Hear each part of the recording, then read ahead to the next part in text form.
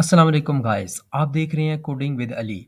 आज के लेक्चर में हम क्लास और ऑब्जेक्ट को डिस्कस करेंगे और एक एग्जांपल लेंगे कि किस तरह क्लास बनाई जाती है और किस तरह क्लास का ऑब्जेक्ट बनाया जाता है। क्लास क्या होती है? क्लास ये होती है कि ये एक ब्लूप्रिंट होती है किसका? ऑब्जेक्ट का। ब्लूप्रिंट का मतलब होता है कि ये एक टेम्पलेट होती है।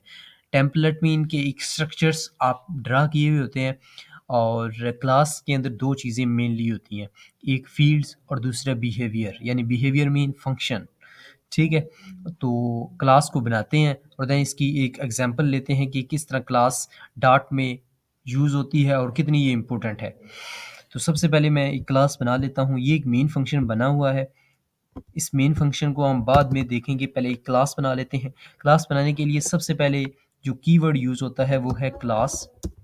देन क्लास का हम नाम लिखते हैं। लास्ट लेक्चर में मैंने क्लास का सिंटैक्स आपको पढ़ाया था। तो अगर आपने हमारा लास्ट लेक्चर नहीं देखा तो लिंक डिस्क्रिप्शन में गिवन होगा और आप वहाँ से अपने कंसेप्ट को क्लियर कर सकते हैं। तो यहाँ पर मैं एक क्लास का कीवर्ड ऐड करता हूँ, देन मैं क्लास का नाम ऐड करता हूँ। क्लास का नाम रख लेता हूँ मैं टेस्ट क्लास। आप कुछ भी क्लास का नाम रख सकते हैं, test class. Then curly braces और बस इतना ही। ठीक है, देन यहाँ पर हम क्या करते हैं, मैं नाम को थोड़ा ठीक कर लेता हूँ ताकि पढ़ने में मुश्किल ना हो।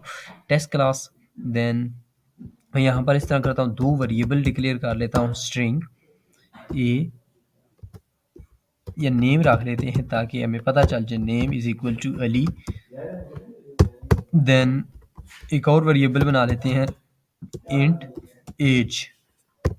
एज किसके इक्वल रख लेते हैं? 40 के इक्वल रख लेते हैं। ठीक है, तो ये हमने दो सिंपल वेरिएबल डिक्लेयर कर लिए हैं।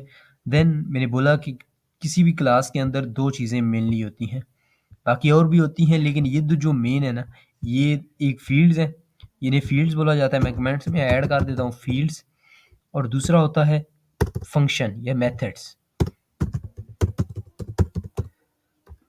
फंक्शंस और मेथड्स। ठीक है, ये दूसरी चीज़ होती है। मैं साथ यहाँ पर 1 लिख देता हूँ ताकि आपको पता चल जाए कि वो कौन कौन सी हैं। तो यहाँ पर मैं एक फंक्शन बना लेता हूँ, यानी हम क्लास बनाने का मकसद क्या होता है? ऑब्जेक्ट ओरिएंटेड का जो मेनली पर्पस होता है ना हमारा, वो यही होता है कि एक तो ये रीयूजेबिलिटी को बढ़ा देता है। रीयूजेबिलिटी को किस तरह बढ़ा देता है कि आप सेम टाइप के वेरिएबल यूज़ करते हैं, सेम टाइप के फंक्शन यूज़ करते हैं फॉर डिफरेंट ऑपरेशन।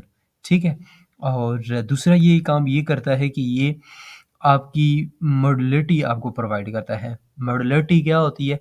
वो ये होती है कि आपको जो कोड है वो इजीली रीड हो जाता है। वो आपको सेपरेट एक मॉड्यूल दे देता है कि भैया ये जितना भी कोड है ना, वो इसमें लिखा जाएगा। फॉर एग्जांपल मैं लूप लगा रहा हूँ, तो मैं यहाँ पर इस तरह करता हूँ कि ये सिर्फ एक मेथड बना लेता हूँ और वहाँ पर सिर्फ लूप वाली क्लास चलेगी। Function of class of loop, मैं इस तरह मेथड का नाम रख लेता हूँ। हैज़ पर जैसे मेथड बनाते हैं वैसे ही बनाना है मैंने भी। ठीक है, तो यहाँ पर मैं इस तरह करता हूँ कि एक लूप लगा लेता हूँ ताकि आपको और क्लियर हो जाए कि इतना ज़्यादा कोड फिर हम क्यों लिखते हैं। Int i is equal to 0, i less होना चाहिए, ये हमने लूप वाले क्लास में ये पढ़ा था। आई लेस होना चाहिए या इक्वल होना चाहिए 100 के। देन आई प्लस प्लस कर दो। देन सिंपल और चला दो कि यहाँ पर प्रिंट कर दो। सही है, यहाँ पर क्या ऐड कर दो? आई कर दो। ठीक है, तो ये सिंपल क्या करेगा, ये फंक्शन चलेगा और 1 से लेकर 0 से लेकर 100 तक आपको ये काउंटिंग प्रिंट कर देगा। तो ये सिंपल सा था। सिंपली इसमें हमने क्या किया कि फील्ड्स बनाई। फील्ड्स कौन सी रखी? दो हमने, नेम और एज रखी। इन्हें यूज़ भी कर लेते हैं ताकि नेम और एज को, ताकि पता चल जाए कि ये किस तरह यूज़ करते हैं। तो मैं इस तरह करता हूँ, वाइड एक और फंक्शन बना लेता हूँ डिस्प्ले का। और इधर मैं क्या करता हूँ, दो वैल्यू ये जो ऊपर हमने ऐड की थी उन दोनों को प्रिंट करवा लेता हूँ। एक के अंदर नेम था जिसका नाम, और दूसरा था प्रिंट, नाम था भैया उसका एज। सही है, तो मैं इसको भी प्रिंट करवा लेता हूँ। तो अभी मैं अगर रन करूँगा ना तो आउटपुट में कुछ भी नहीं आएगा। उसकी वजह क्या है कि मैंने इस क्लास को कहीं पर भी कॉल नहीं करवाया हुआ, यानी मैंने इस मेन फंक्शन के अंदर कुछ भी नहीं लिखा हुआ, जिसकी वजह से अभी आपके पास कोई आउटपुट नहीं आएगी। एक बार दिखा देता हूँ मैं आपको रन करके, तो यहाँ पर कोई आउटपुट नहीं आई। तो मैं इस तरह करता हूँ कि यहाँ पर इस क्लास को कॉल कर लेता हूँ। क्लास किस तरह कॉल की जाती है? एज़ पर सिंपल कि मैं सबसे पहले क्लास का नाम लिखूँगा, यानी हम जैसे रिटर्न टाइप लिखते हैं टेस्ट क्लास। अब मैं ऑब्जेक्ट भी बनाने लगा हूँ कि ऑब्जेक्ट किस तरह बनाते हैं किसी क्लास का। ऑब्जेक्ट ऑफ क्लास, ठीक है।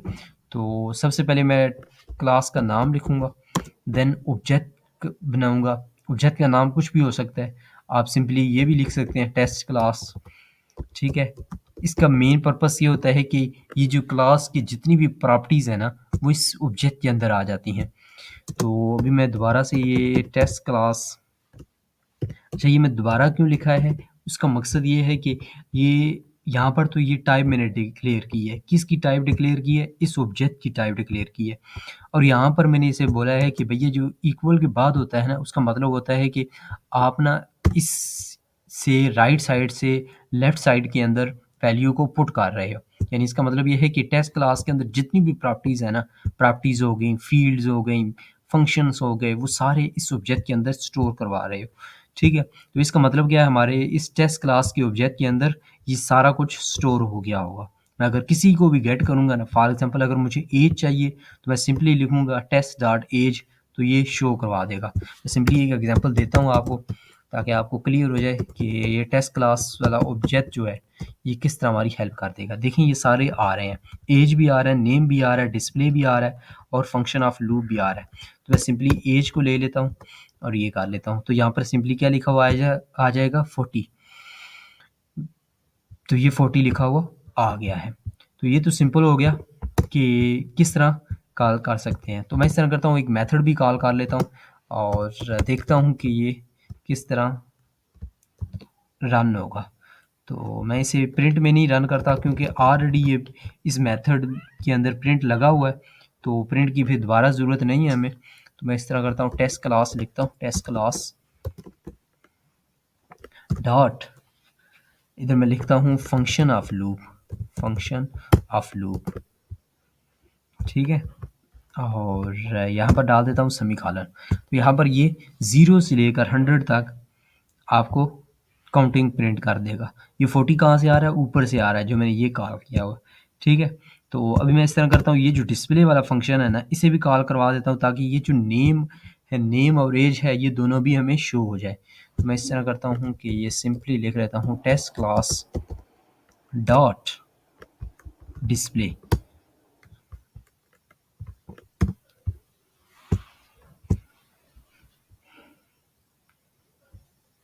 ये आ गया अली और 40 भी आ गया, ठीक है यहाँ पर। तो ये तो हो गया हमारा सिंपल कि क्लास के अंदर फील्ड्स किस तरह बनाते हैं और फंक्शन किस तरह बनाते हैं। देन हमने ये भी सीख लिया कि एक क्लास का ऑब्जेक्ट किस तरह बनाया जाता है और उस ऑब्जेक्ट की हेल्प से किस तरह क्लास की सारी प्रॉपर्टीज़ को गेट किया जाता है। इस डॉट का मतलब आप इस पॉइंटर भी ले सकते हैं, यानी ये रेफरेंस के तौर पर हम डालते हैं इसे, यानी आपने आगे जाकर या पॉइंटर का कंसेप्ट सुनेंगे तो ये भी पॉइंटर की तरह काम करता है। यानी पॉइंटर की तरह इस तरह काम करता है कि पॉइंटर में ये होता है कि उसमें हम रेफरेंस देते हैं कि भैया इसमें जाओ और उसकी वैल्यू जो है वो गेट करके ले आओ। तो ये भी वही कुछ ही कर रहा है। तो ये था आज का लेक्चर। उम्मीद है आपको समझ आ गई होगी। Thanks for